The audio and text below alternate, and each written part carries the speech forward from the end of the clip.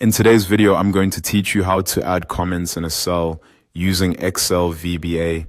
We'll be working directly inside Excel and the Visual Basic Editor to create a simple macro that places a note inside a cell. This is a useful technique when you want to automate annotations, reminders, or extra context in a worksheet instead of adding them manually one by one.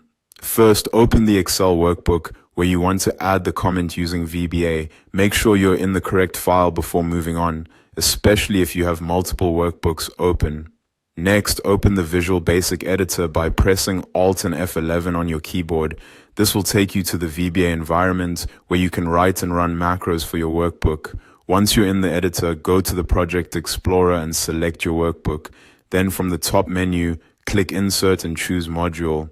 This creates a new standard module and opens a blank code window where you can place your VBA procedure. Now create the VBA procedure by copying the code shown on screen and pasting it into the new module.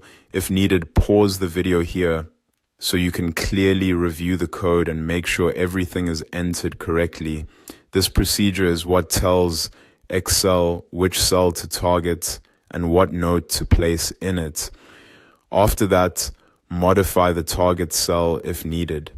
If the code currently points to cell A1 and you want the note to appear somewhere else, simply replace A1 with the cell reference you want to use.